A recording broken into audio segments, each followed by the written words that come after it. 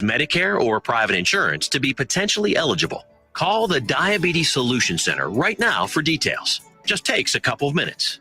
Our friendly, knowledgeable agents will give you free, no obligation information, handle all the insurance paperwork, and make sure your supplies are delivered directly to your door for free. Call U.S. Medical Supply 24 hours a day. 800-597-9323. 800-597-9323. 800-597-9323. Call right now. 800-597-9323.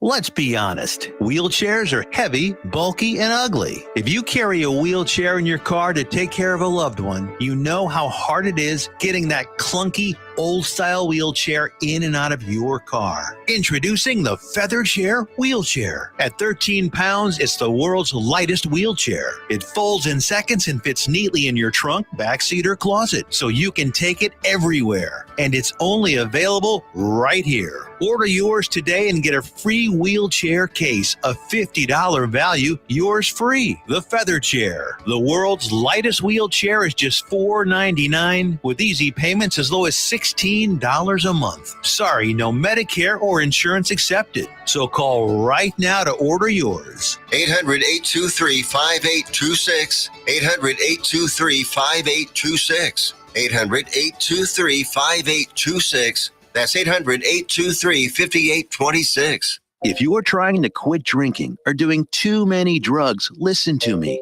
You don't know me and we'll never meet. I had a problem like you once. I drank and used to party a little too much till it got out of control and almost ruined my life. I realized I needed help to fix my problem before it totally destroyed me. If you've tried to fix your drinking and drug problem and you know you can't do it alone, you need to call the National Treatment Advisors. They'll immerse you into a 30-day program to replace your old habits with new habits and totally change your life. And if you have PPO private health insurance, the entire program may be covered. Fix your problem right now before it gets any worse. Get clean. Call now and learn more. 877-247-1581. 877-247-1581. 877-247-1581. Attention all business owners and creative minds. Do you need a unique and personalized touch for your products? Look no further than Romika Laser Engraving and Custom Designs. I'm Ron Phillips, co-owner of Romika Designs. We offer custom laser engraving services for a variety of products, including promotional items and corporate or personal gifts. With state-of-the-art equipment and a team of skilled designers, we can engrave intricate designs on virtually any material. Whether it's a special message, a company logo, or a custom design, Romika Laser Engraving will help you make your mark. And the best part, our prices are affordable and our turnaround time is quick. I couldn't be happier with the work Romika Laser Engraving did for me. The engraving on my product was precise and exactly what I wanted. So don't wait any longer to add a personal touch to your products. Call Romika Laser Engraving and Custom Designs today at 817-400-4040 or visit our website at romikadesigns.com. We look forward to helping you make your mark.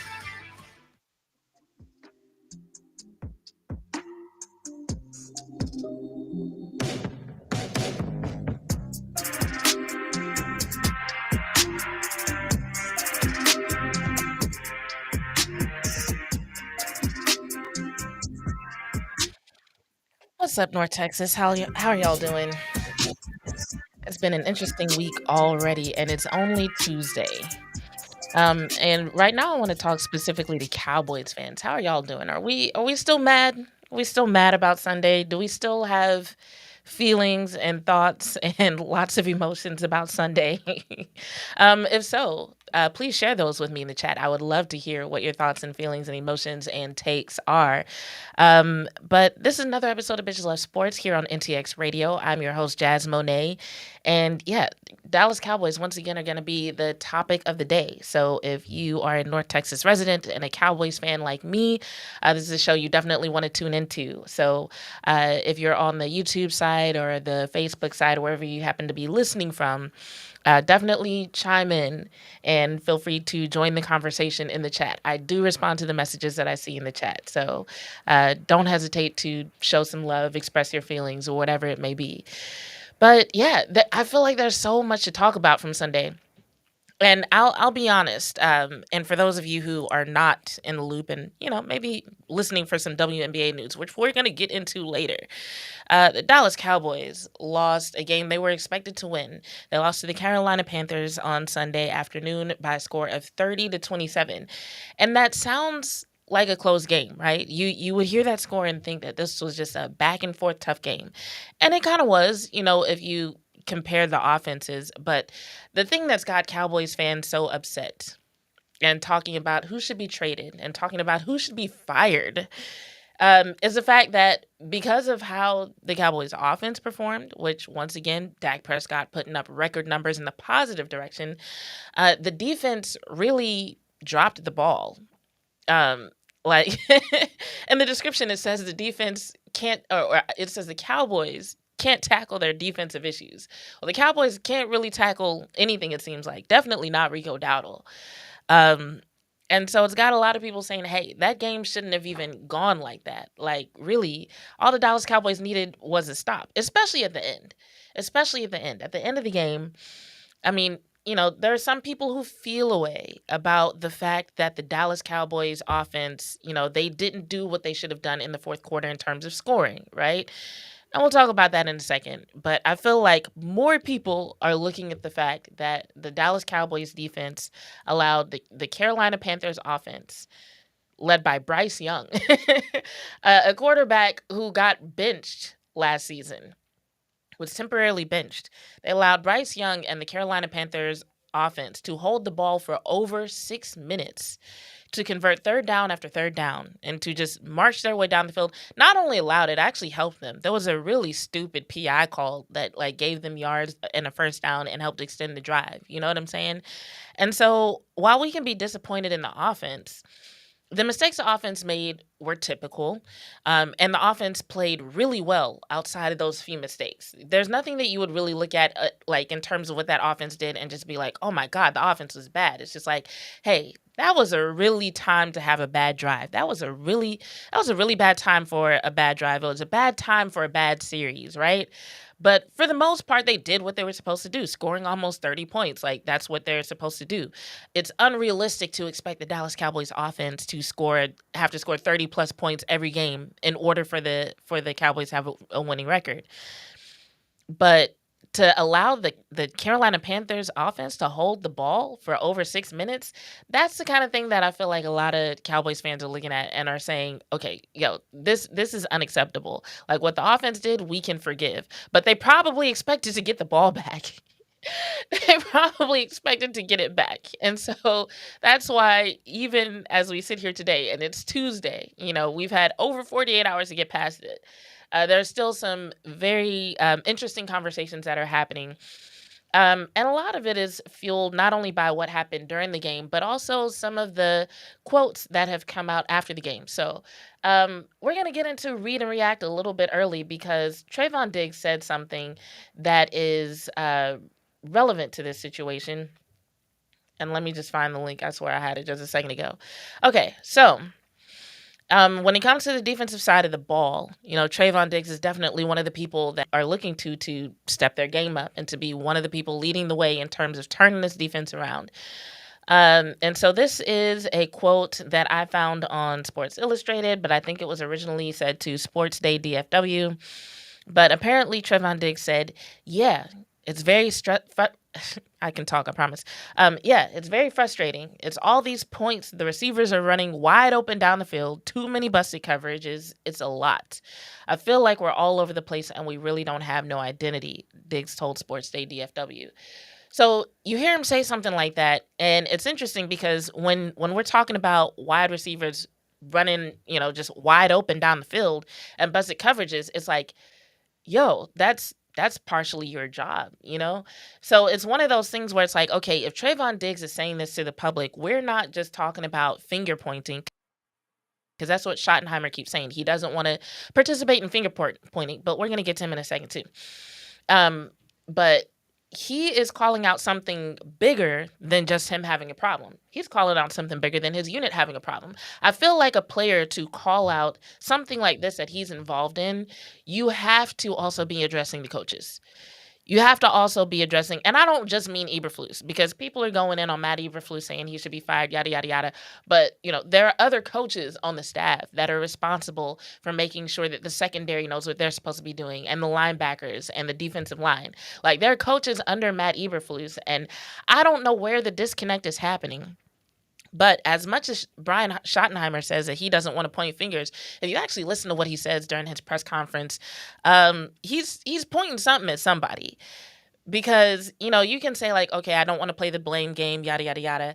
And maybe that has to do with being considerate of players' feelings, right? Because I know I've seen a lot of people on social media and they really don't like what Schottenheimer's been saying. They feel like he's outright lying. They feel like Jerry Jones is on some bullshit. That, like, just some of the quotes that are coming out, like Jerry Jones saying that the Dallas Cowboys have some of the best pass rushers that they've ever had. And Brian Schottenheimer saying that there's nothing wrong with the personnel, that they can execute Eberflus' scheme. And people are like, okay, well, what's the issue then? If all these things are supposed to be true, then what's the issue? And so it's like, you listen to what Trayvon Diggs is saying, and it's like, okay, there's a disconnect somewhere. And I think when it comes to Shotty, he definitely doesn't want to do anything that would rub players the wrong way. He's all about culture, having people be in the right mindset, ready to compete, right? And so maybe it's gotten to a point where they don't really care what fans think. They care if fans know that they're telling the truth or agree with what they're saying. They're like, we're going to say the right thing out of consideration for the players. Okay. But it's like, if you're going to talk to the media, at least say some shit that makes sense, So I'm going to play some sound bites from Brian Schottenheimer because I want you, if you haven't heard this, I want y'all to listen to this with me. And I want y'all to give y'all's opinion on some of this stuff. Because some of it, I'm just like, okay, to say you're not pointing fingers, you sure are pointing out a hell of a lot of issues, but then just like glossing over it like, oh, but we're going to figure it out. We're going to figure it out. Like, no, there's a lot of issues. I'm looking at the notes that I took on it, and this is not even complete notes. This was me just like, I'd listened to the press conference, and then I went back and listened to a section of it again and just kind of wrote down some of the issues that he mentioned. And I'm looking at 1, 2, 3, 4, 5, 6, 7, 8, 9, 10, 11 instances of Schottenheimer mentioning something wrong with the defense. So you can't call out the defense 11 times in a 30-minute press conference, which is long for Schottenheimer. You can't call out the defense 11 times and then be like, well, I'm not going to point any fingers. Okay, well, somebody's going to have to answer for this. Anyway, let's go ahead and start with this first section of it's not the first section of the press conference, but it's the first section that I want to listen to. Let me pull that up. I think it's this one. Let me see. Oh, no. Let me try this one more time. I've got 3 different sections pulled up in 3 different windows.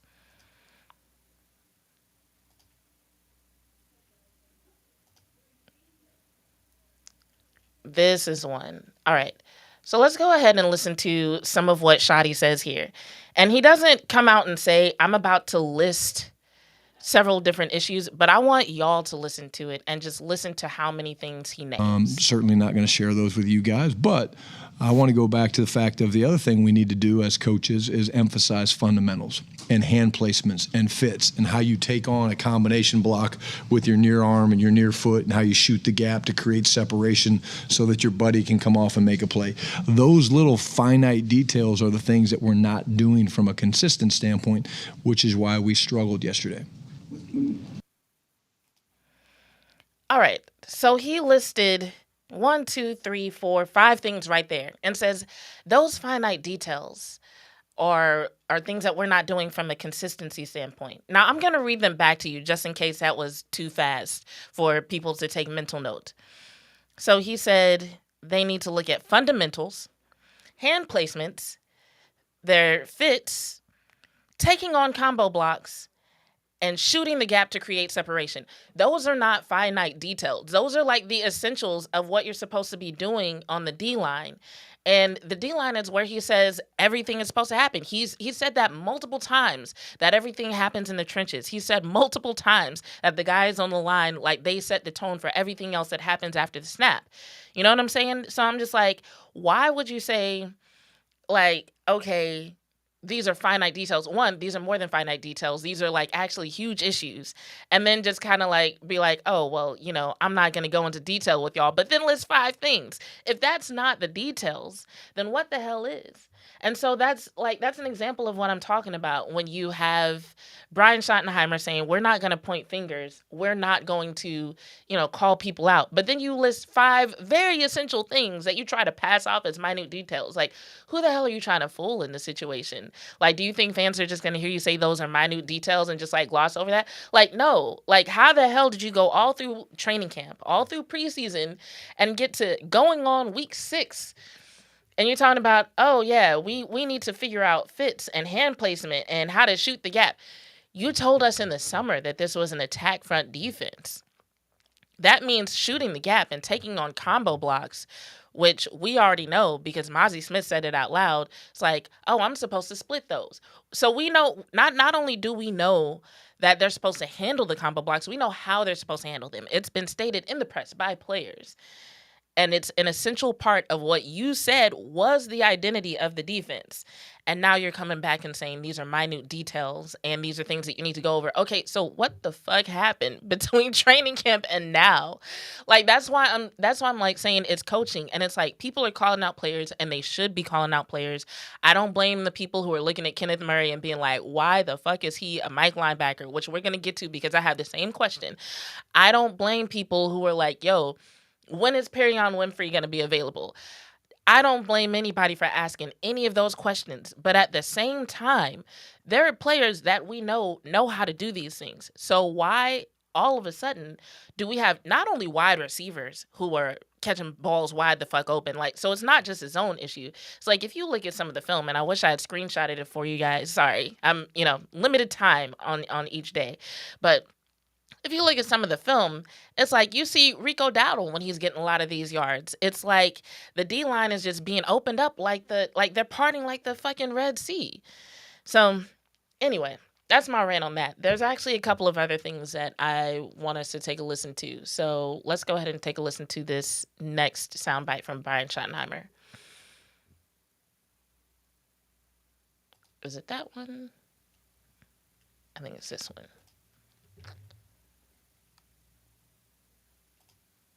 Yesterday, both phases running the football and stopping the run. But it doesn't mean you don't have the people to do it. It just means you have to look for solutions. And does that mean there's going to be some potential changes that you see us do differently? Yes. Is it going to be something that just jumps off the film and all we do now is play nothing but man-to-man? No, that's not happening. Okay, so nobody expects him to play nothing but man-to-man. But, playing a little bit more man, not a bad idea, especially considering how playing zone has gone for you guys. But I almost feel like he's using solutions, quote unquote, as like I don't want to call it like a secret word, because he's like, oh yeah, we have the personnel and, we're going to have to find some solutions and we're going to have to make some changes. And it's just like, okay, so when you say you do have the personnel, but for whatever reason, things are not being executed properly right now, and we're going to make some changes, to me, it sounds like you feel like the changes need to be who is doing what in terms of listen to it a little bit longer. But there will be some changes, and there will be some things that we look at that as we figure out our personnel even more, that you'll see us maybe move into a direction where you're seeing more of that. And then there's always what ifs during the course of the season and things that have happened. A lot of people say if Micah was here, this defense would be a bit different. Do you think that this defense would be different if I'm Micah gonna pause was this there? because I'll probably skip his answer to that because it wasn't relevant. But when he says there's gonna be some changes, I'm like, yeah, there need to be.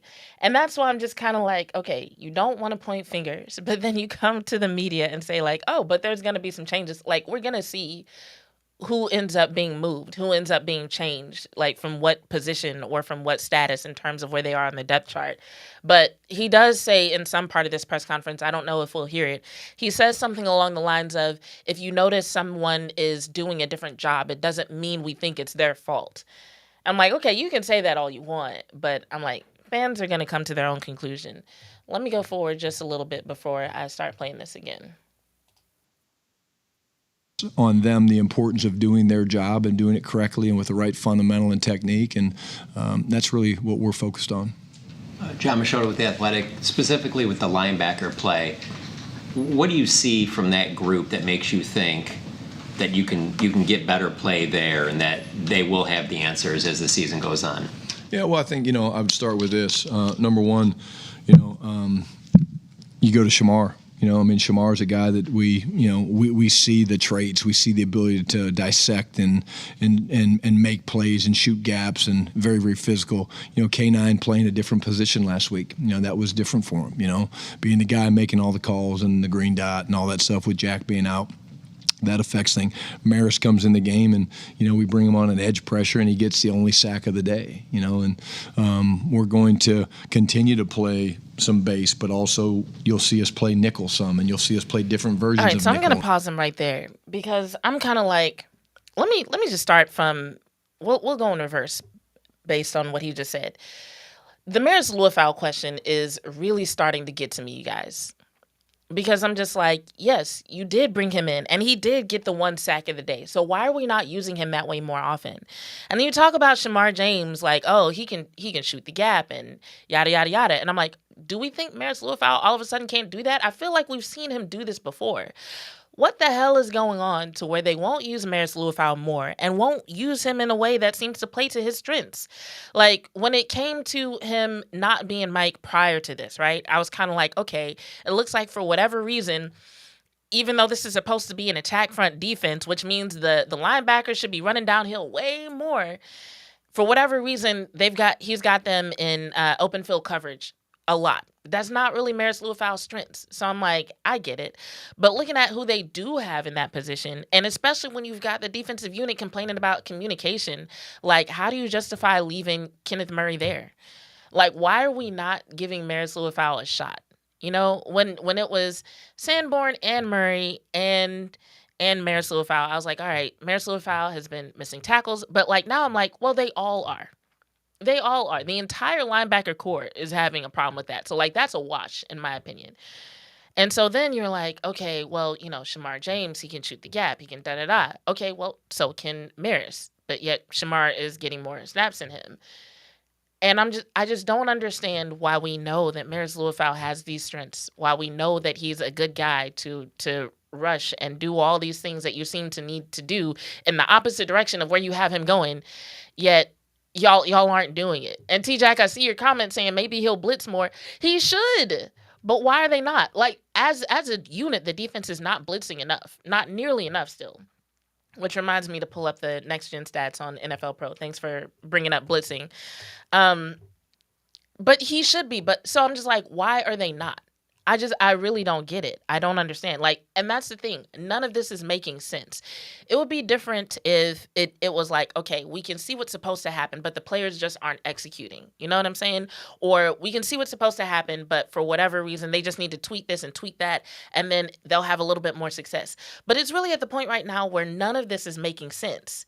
Because I even asked a question on Twitter. I said, is the Cowboys defense still running an attack front defense? And the reason why I asked that question was because I'm like, why are the linebackers going away from the line of scrimmage so often? Because in an attack front defense, one of the things you want your linebackers to be able to do is to clean up behind the defensive tackles. The defensive tackles are supposed to be disruptive. They're supposed to disrupt the offense, and then the linebackers are supposed to come in and add to that. At least some of them. You know what I'm saying? And I just feel like, for whatever reason, that's not happening. And so I'm just like, okay, is it still an attack front defense? Did you decide to do something else? Somebody on social media was like, nah, I think they've gone back to read and react. Well, why the hell would they do that? They're not built for that, and they didn't train for it. You know what I'm saying? So I'm just like, even fans who are watching are confused. And I'm like, maybe it's me. I know there are some content creators who have been doing this for 10 years plus. This is my 5th season in the game. I'm like, maybe there are some things that I don't know. Like, maybe I'm fucking up. You know what I'm saying? But when I talk to other people online, and even they're confused, and we can't even figure out what the defense is supposed to look like, no wonder you got Trayvon Diggs talking about they don't have an identity. They really don't. They don't even look like they have an identity.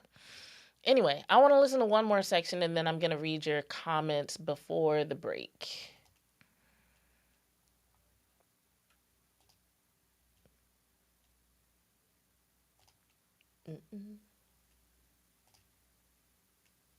But we didn't communicate it up and down the line, so there were times that we were targeted and maybe not all working in the same direction. But the biggest thing was we didn't give the backs a lot of opportunity to press the hole. Some of it, I think, was schematically our design as a staff. We need to look at that. Next time we're going to play another read and react front here in a couple weeks. If we're being honest. But that's a defense. I'm going to give them credit. They held Miami to 19 yards rushing. It's a very, very good front, and that's not our standard. And so, when they look, they think instill the confidence of you got to trust the scheme, trust what you're seeing. Yeah, I think our eye discipline has not been to standard. It's not where it needs to be, and we need to look at that, and we need to basically simplify what they're looking at. So if you're a linebacker, you have a triangle that you read. What's the triangle? It's the center, the 2 guards, and the back. Well, if I'm not seeing the triangle well at times, then you make it a little bit smaller, and you'll go the center and the play side guard, or the center and the backside guard, or the center and the back, because sometimes when you're trying to see a lot, you see a lot, and it takes you out of position. And so us simplifying their eye discipline and their eye gaze is part of the solutions that we're trying to create, because our guys are getting distracted and pulled certain ways in certain fits, and that's why we're late to the fits, and that's why you see our defensive tackles getting displaced at times, because if you don't have a linebacker taking a guy off a double team, the double team's going to hang forever, and you're going to get knocked back. So this bothered me because I'm like, first of all, if all the linebackers have to look at is the center, the 2 guards in the back, that shouldn't be fucking them up like that. Not like what we've been seeing. Like, this was a BS excuse in my opinion. And then to be like, well, this is why the defensive tackles are messing up, because they're expecting a linebacker to take a guy off a double team. But it's like the linebackers are always backing up. So, like, what help would the DTs actually be expecting from the linebackers when damn near every snap they're backing up?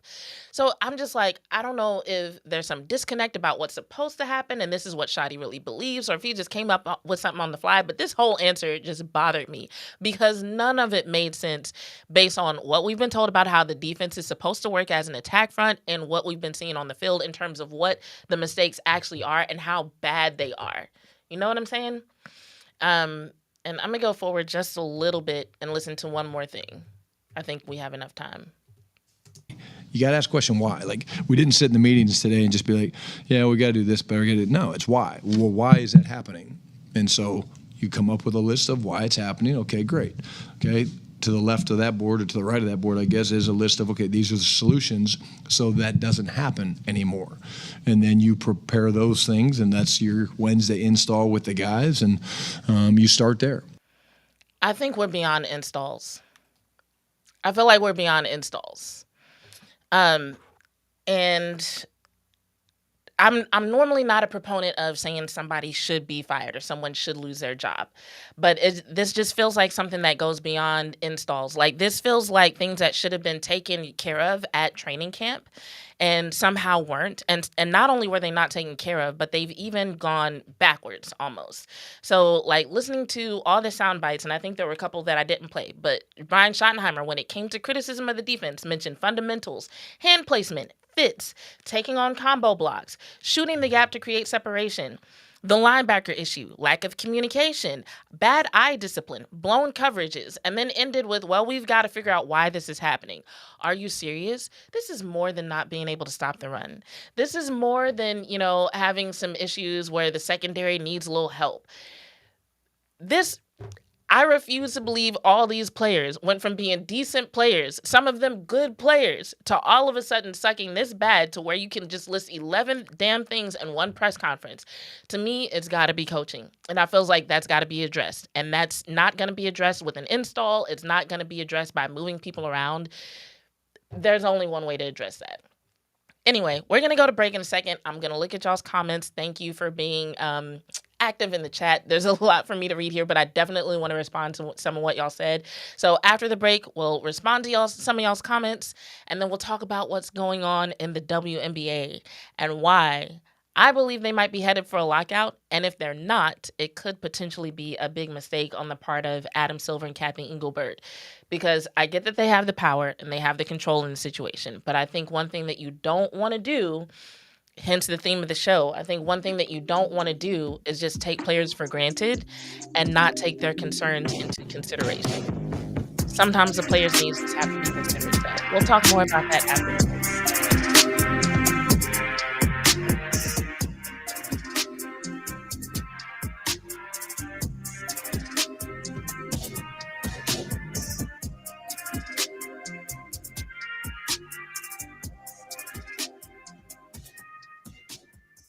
Hey travelers, do you want to save money on your next flight? Then pick up the phone and call. That's right, call, because the best prices are not online. They're with SmartFares. See, SmartFares has special deals with the airlines. When they have unsold seats, they use SmartFares to fill them. So you get airline tickets at ridiculously low prices. Our prices are too low to publish online. With the extra money you'll save, you can book another trip or treat yourself to dinner or shopping.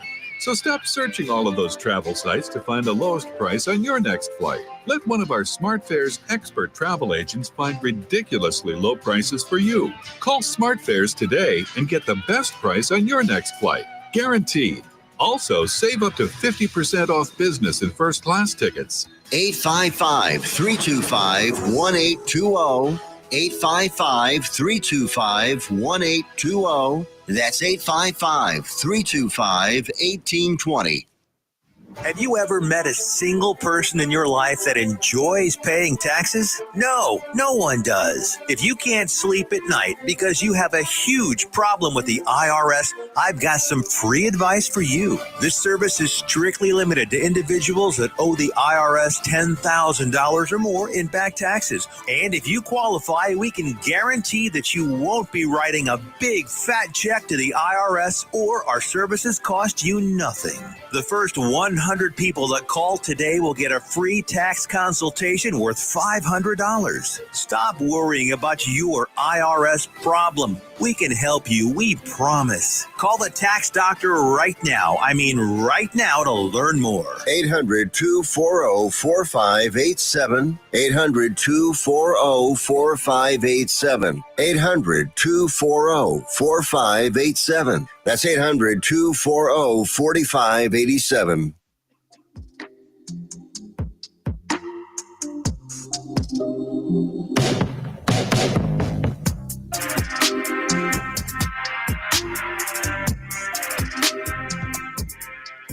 And we are back. Thanks, y'all, for sticking with me. So let's see. I saw a comment from Clement that I did want to highlight.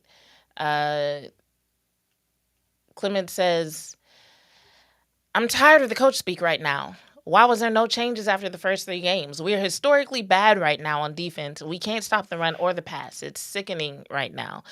I'm with you. I'm over the coach speak. Like, I listen to it pretty much because I have to write about it and report on it. My picture may be frozen, so let me know if y'all can still hear me.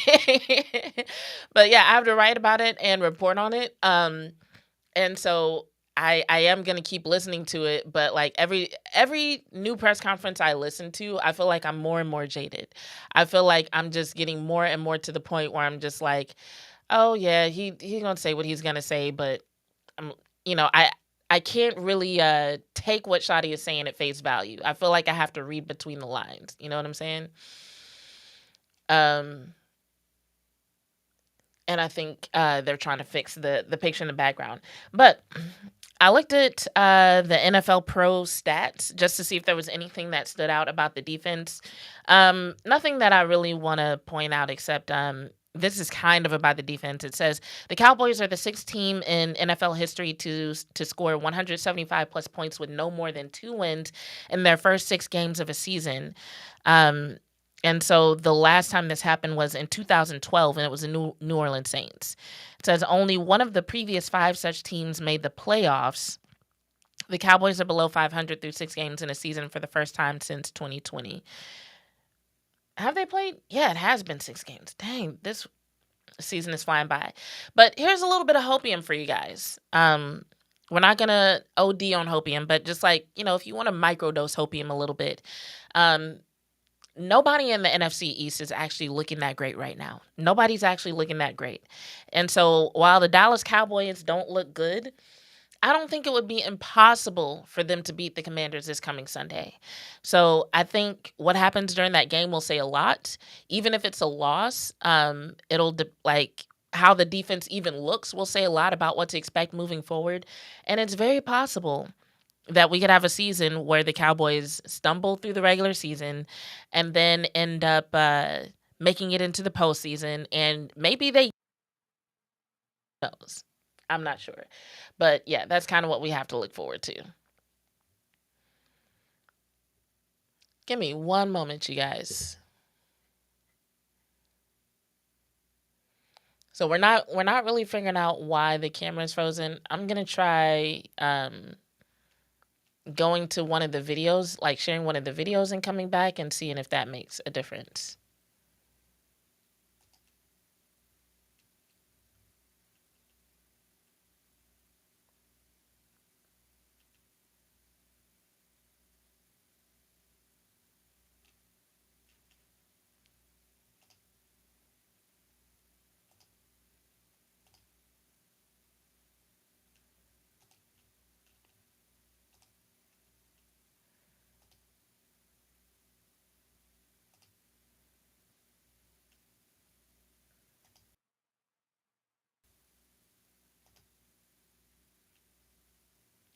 Oh, and now the picture's gone.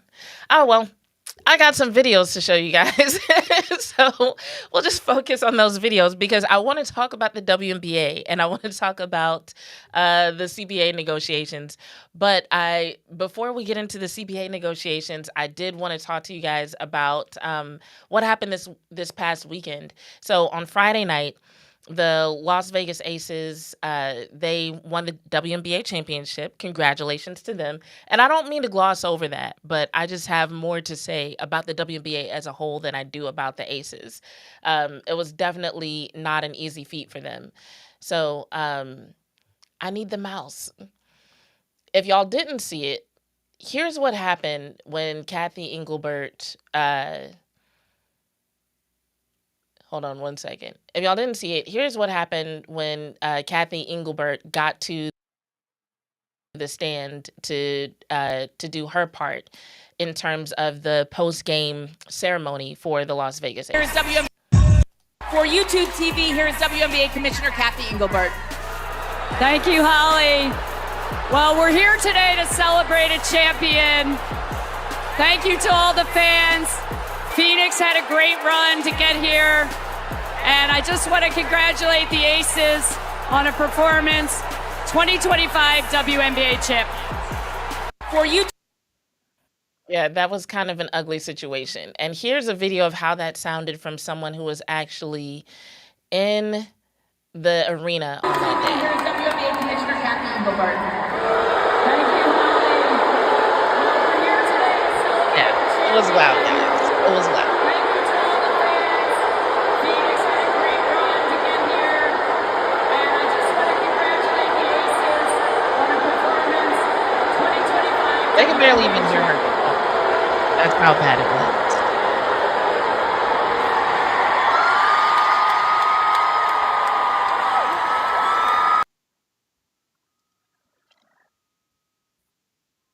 So for those of you who might not be in the loop, this all happened as a result of Nafisa Collier's statement, where she basically called out the commissioner for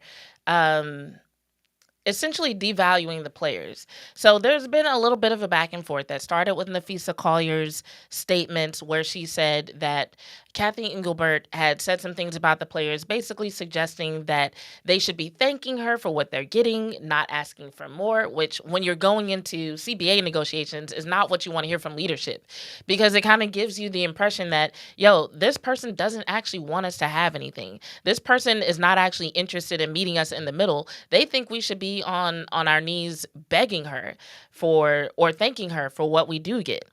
And so the situation happened, like I said, during the trophy ceremony. And so the Aces naturally were asked about it after the ceremony. And here's what they ended up saying. Listened as we obviously watched and listened as Commissioner Kathy Engelbert took a lot of boos as you guys were presented the trophy. We saw this phenomenal performance from this franchise. What does this all say about your guys' value, how your fans see your value, and also how Kathy Engelbert is being perceived as well in this CBA negotiation? I don't think when you have great players, you need to treat them like that. And when you have players like that and at the forefront of change, you have to pay them like that. You have to value them like that, because there's no league without the players. Becky, Asia, Chelsea, Jewel, thank you. Oh, goodness. Okay, so in case you're not familiar with the Las Vegas Aces, it is not out of the ordinary for Chelsea Gray to be the mature, level-headed one, and for Asia to just completely just go off the deep end when it comes to their celebrations. Oh, wait a second. Now I feel like the whole computer is frozen. Y'all might have to bear with me. We're having some technical difficulties. I don't know. If you can hear me, I'm going to keep talking. I think you can, because I'm looking at the stream on my channel, and I think you can still hear me. So what's essentially happening here is a situation where not only are the players trying to negotiate in terms of the CBA, so this isn't like a typical negotiation where it's like, hey, we know that this is going to happen. We just need to iron out the details. This is a situation where the players like literally feel disrespected. This is a situation where the players are feeling like, oh, now there's an echo.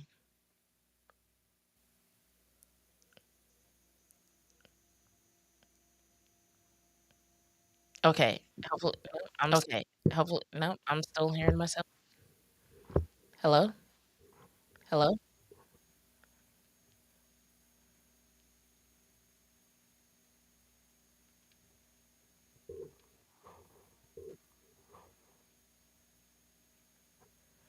All right, I'm gonna just keep talking. If there's an echo, let me know.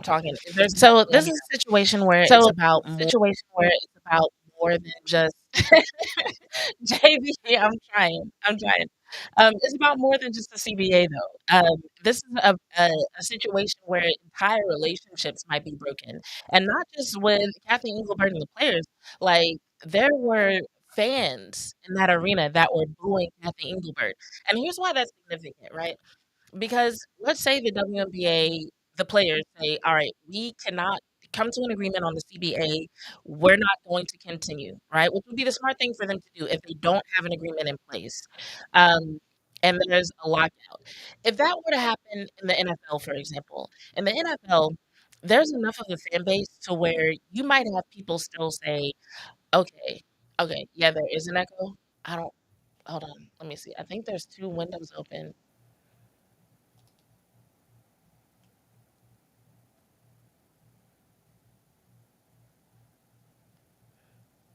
Is the echo gone? I stopped talking.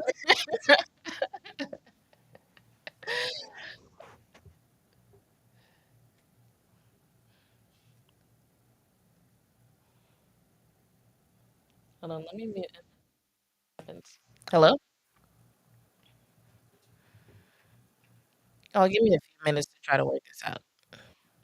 Because I'm trying to talk and do it at the same time, and it's not really working.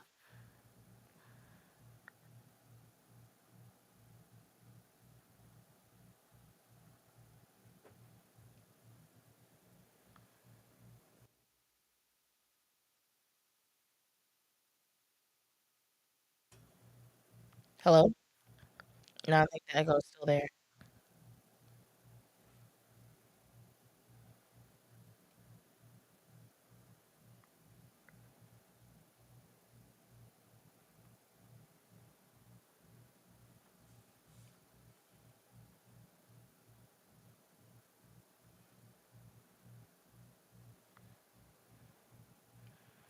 All right. Okay, so y'all are saying y'all don't hear an echo? Okay, cool. Oh, we'll just keep going. Anyway, um, so where was I? I was talking about the CBA negotiations. Oh yeah. So with the NFL, they have a big enough fan base to where one of the things I've always said, like if the players were to threaten a lockout, what would probably actually happen is the NFL would just go find other people who are willing to play professional football and probably under worse conditions and for less money. Um, and those people would just take the place of it, and there would still be plenty of people who would still wanna watch that product, even if the best players were no longer, uh, participating in the NFL. Like, they would still have an audience, they probably still have their media rights deals. The brand is that strong, and the brands of the teams are that strong. But with the WNBA, however, the fan base is one that really supports the players, right? So if these players say, "Hey, we don't like how the WNBA is treating us. We don't like the fact that they're not being considerate of our needs and not wanting to properly share the revenue," then if they were to walk out, the fans would also walk out, and they would watch these players on their TikToks, and they would buy their shoes and their apparel lines and whatever else they decide to do to make sure those players are good. But in terms of supporting the WNBA, no. The WNBA would become the enemy. There's already people in my comments talking about, I hope one day the WNBA can get out from under the NBA so they can have leadership that actually cares about them and be driven own uh, by their own interests and things of that nature. And while we're on that topic, there's just a couple of things that I want to mention when it comes to this topic and my reporting on it personally. Because I've had people come to my TikTok and just say things like, as if I don't actually read about this shit. Like, I'm just pulling shit out my ass. Like, when I was talking about Kathy Engelbert and her devaluing players, people came on my page talking about Angel Reese, and I hadn't even brought up Angel Reese. What I brought up was the fact that Kathy Engelbert was slow to respond to hateful messages and hateful statements made that they were being treated well. You know what I'm saying? And people start bringing up Angel Reese. I'm like, first of all, y'all are way too obsessed with Angel Reese. I didn't even bring her up. Secondly, um, I didn't say anything about racist remarks. Well, I did mention racism, but I also mentioned hatred. Like one guy, I literally had to tell him, I was like, yo, you sound really pro hatred right now. Are you okay? Because that's just kind of weird. That's kind of weird behavior that I'm talking about players talking about how they're treated, and for some reason you are determined to prove that it never happened. Like, why do you have a problem with these players standing up for themselves? Like, that's super weird behavior, right? And that goes for everybody. It's like if somebody is talking about the WNBA players and saying, "Hey, we deserve our fair share. We deserve rules put in place to where we're not mistreated in the arena. We deserve to not be harassed on social media," and you have a problem with that, that is weird ass behavior. That is weird ass behavior, and you need to get some help. And yes, sometimes it's racist and sometimes it's misogynist. And I'm talking to the women too, because some of these women have internalized misogyny that they really need to address. And they be taking it out on WNBA players too. But sometimes it's just hateful. It's just weird. And it's like you can tell too, because like, and I know I'm going off on a tangent. We're gonna get back to the WNBA in a second. But you can tell too, because it's really interesting to me what people decide to talk about. Because I have people on TikTok talking about why the WNBA players don't deserve to be paid, despite all the growth of the league, why they don't deserve to be paid. And it's clearly some misogynist shit, right? Because, first of all, what they're saying is not true, which tells me for some reason you're talking about women's sports that you don't actually watch or pay attention to.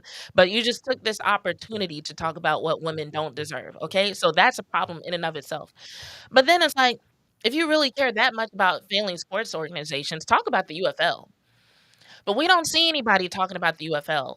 Talk about the fact that the XFL was a thing 3 seasons ago and now it's not. Talk about the fact that the XFL and the USFL were both failing so badly that they had to merge and get rid of teams just in order to keep going. And they've had layoffs since then. And they're moving into smaller venues. Like, if you want to talk about like numbers going down, because the WNBA is on an upward trajectory. The UFL, their viewership is going down, not only on TV, but also inside their arenas. And their players don't get paid shit. So I'm just like, it's just really interesting to me that when it comes to ragging on a sports league that's not doing well, nobody talks about the men's football league that is like a sneeze away from going bankrupt. Y'all want to talk about the women whose views are actually going up and who's actually making money. Okay. Okay, I got you. Tells me everything I need to know. Anyway, but getting back to the WNBA and the CBA, what it sounds like is I think Kathy Gilbert and Adam Silver are going to push for an extension, which is an option, but I'm not confident that the players are actually going to go for it. None of the players have actually insinuated that they are going to go for an extension, and I think in order to get there, the WNBA would have to do something as a sign of good faith. They're going to have to put an offer on the table that at least shows that they're moving in the right direction. Because here's essentially what happened. ESPN got some quotes from some of the players. I don't know if there have been any talks that have actually happened, which I hope they are, since this current CBA expires at the end of the month. But here's some things that might illuminate for all of us what's going on.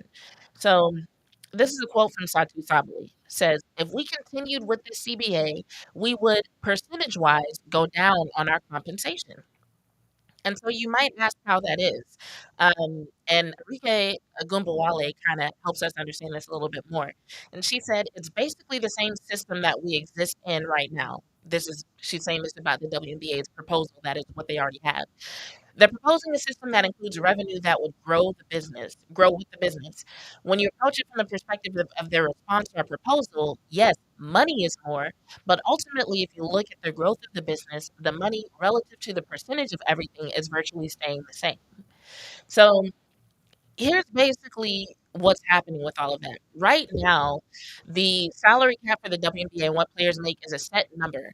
And based on the CBA as it's written, it can only increase by 3% every year. And so the WNBA came along and offered the players something bigger than that 3% increase. I think somewhere I read that it was about triple. However, um, a, a lot of the figures for the WNBA have quintupled. And so the players are like, even if you triple what we're getting now, that's still not proportional percentage-wise to how much the business has grown. And so right now, I think it's incumbent upon the NBA to either the WBA, I mean, to either make that make sense or go ahead and put something on the table that's a little bit closer to what the players are asking for. So if it's a situation where they don't have enough control over their operating revenue and giving the players 50%, which is I think what they're asking for, would be too much, they need to go ahead and come out and be honest and say what's going on with their revenue so that they can get on the same page with these players.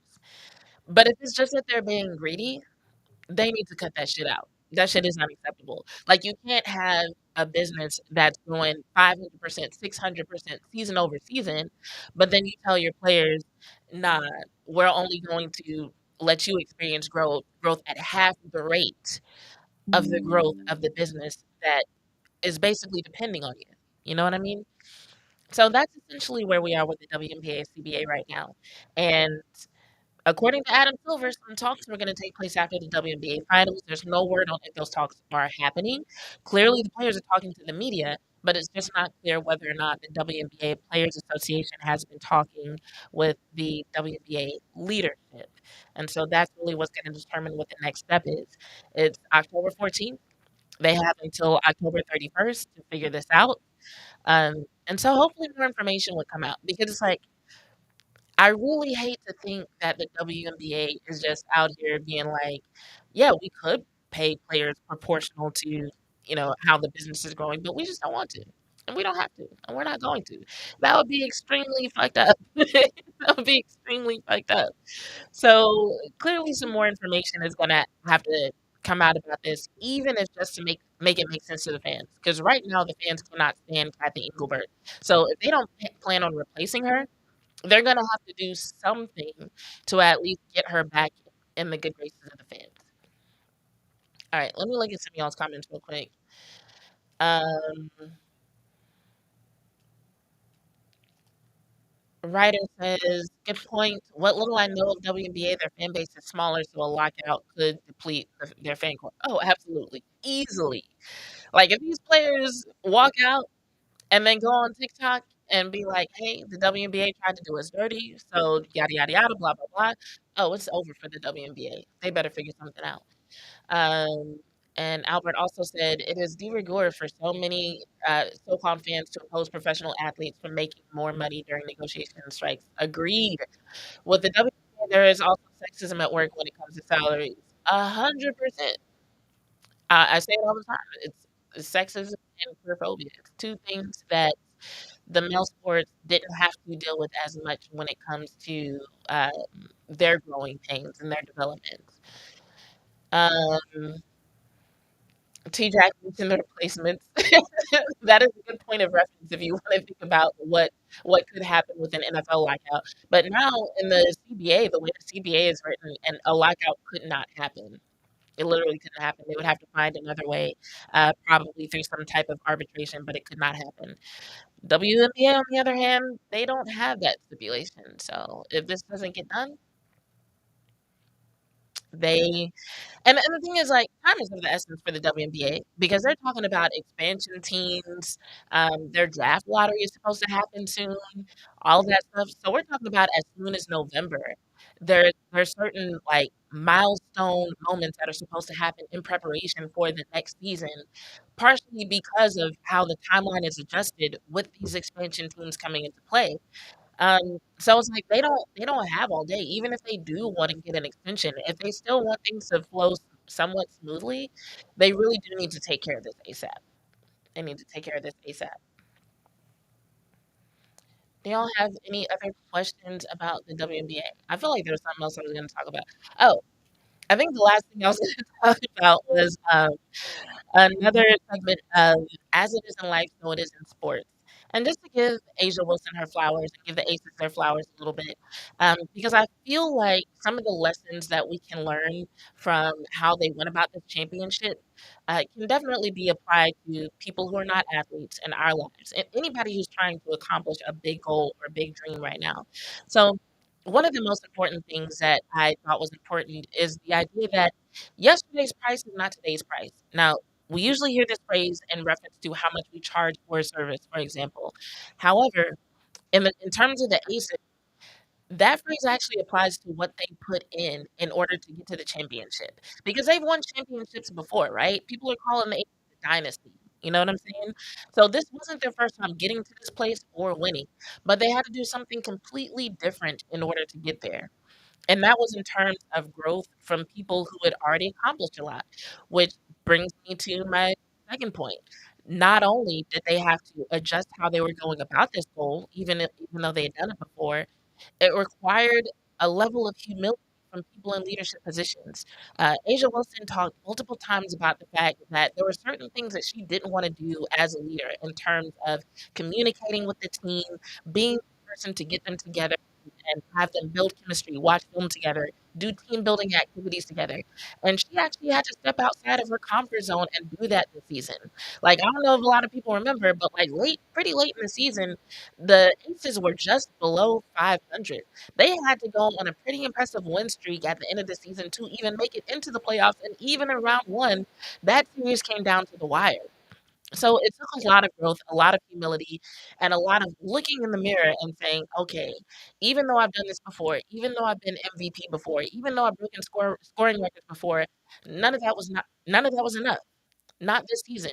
I can't just rest on that and expect the championship to come to me. I have to be better. I have to do something different, you know?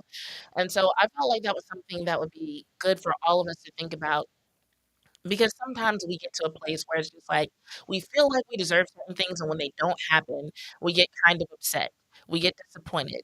And I think sometimes it's worth it just to look in the mirror and be like, first of all, is yesterday's price today's price? Maybe it is, maybe it isn't. Maybe I need to consider that in my future approach. And also, is there some way that I need to grow? Even if I've been doing this for a year, 10 years, 20 years. Is growth necessary, and am I willing to do it in order to accomplish my goal? So I think time's about to run out. So thanks for joining me for another episode of Bitches Love Sports. I'll see y'all later this week. Keep those notifications on. I'm your host, Jazz Monet, and I'm out.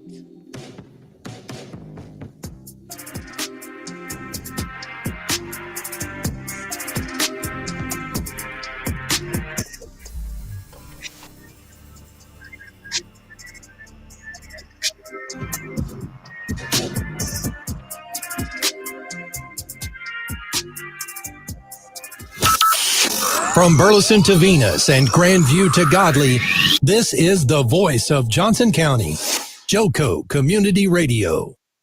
Why have thousands of aspiring authors teamed up with Christian Faith Publishing to publish their book? Because Christian Faith Publishing is an author-friendly publisher who